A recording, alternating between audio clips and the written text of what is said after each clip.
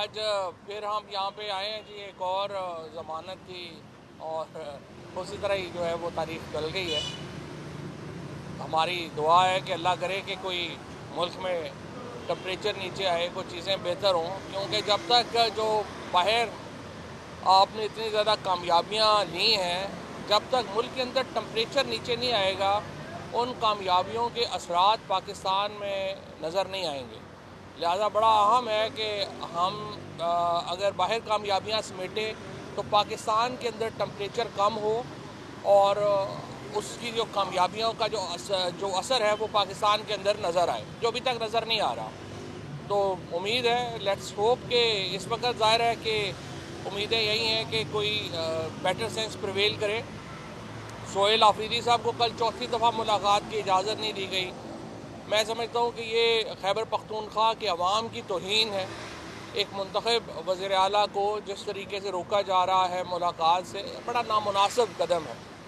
दूसरी तरफ तहरीके इंसाफ में तो आपने देख ही लिया है कि खान साहब ने चूँकि 3-4 बंदरों को माचिस दे दी, अब वो आग लगा रहे हैं हर तरफ, जूतियों में दाल बट रही है।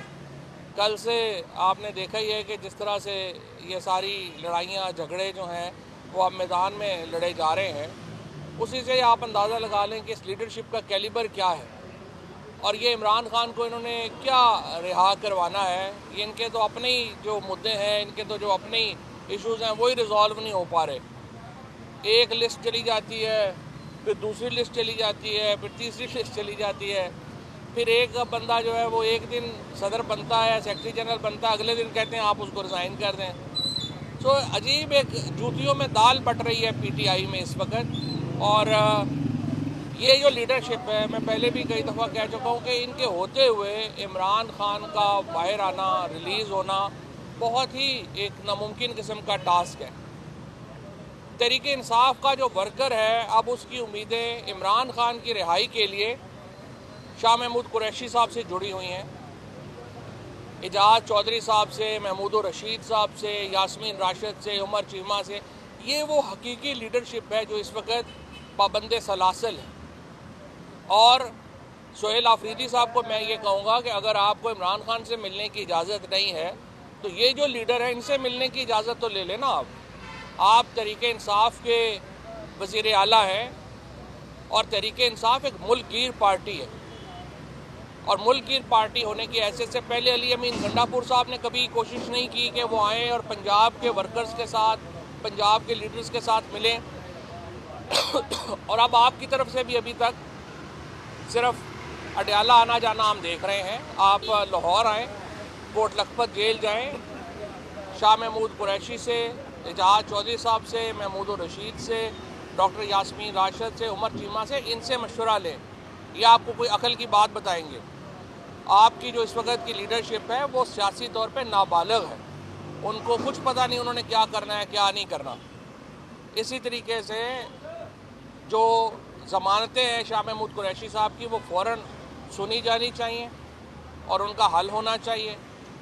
जो इस वक्त पाकिस्तान को ख़तरात दरपेश हैं मशरक़ी सरहद के ऊपर और मगरबी सरहद के ऊपर, उसका तकाजा ये है कि पाकिस्तान के अंदर एक माहौल बेहतर हो, सियासी माहौल बेहतर हो। और सोहेल आफरीदी साहब को हर वक्त एक जंगजू माहौल का जो मशवरा लोग दे रहे हैं उसके बजाय अकल की बात सुननी चाहिए और उन्हें मामलात को बेहतर करने की तवज्जो जो है उनको वो उस तरफ देनी चाहिए। मकसद इस वक्त इमरान खान की रिहाई होना चाहिए। तहरीक इंसाफ का सिर्फ एक ही मकसद होना चाहिए और वो होना चाहिए कि आप इमरान खान बाहर आए, बाकी सियासत आगे वो खुद ही कर लेंगे कि क्या करना है क्या नहीं करना। और इस सिलसिले में जो तहरीक इंसाफ के असल लोग हैं उनको मैं कहूँगा कि वो अपना रोल अदा करें।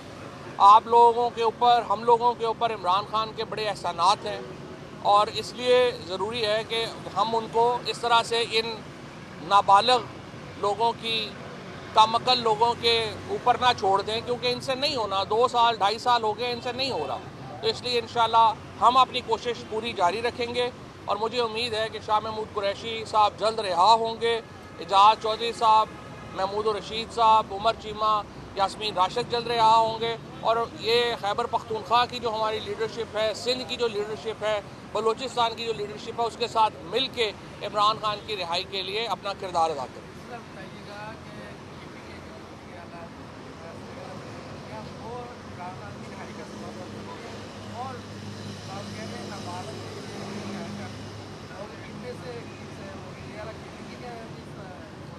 देखिए, सोहेल आफरीदी बहुत अहम किरदार अदा कर सकते हैं इमरान खान की रिहाई के लिए, और मैं उनसे कहूँगा कि वो ऐसे लोगों का मशवरा, ऐसे लोगों की बात सुने जो टेम्परेचर नीचे लाने की बात करते हैं, जो टेम्परेचर ऊपर लेके जाने की बात करते हैं। वो ना पाकिस्तान के खैर ख्वाह हैं, ना तहरीक इंसाफ के खैर ख्वाह हैं।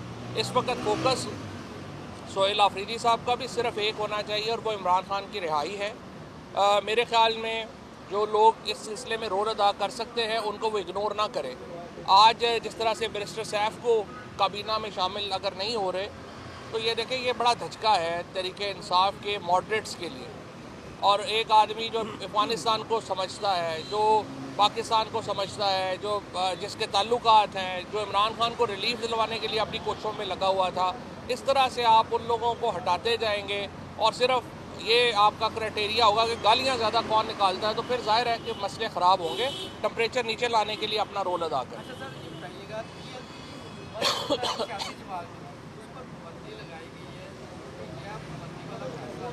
PLP, पहली बात तो ये है कि एक मुतशद्दिद गिरोह है और यकीनी तौर के ऊपर उन पर पाबंदी लगनी चाहिए।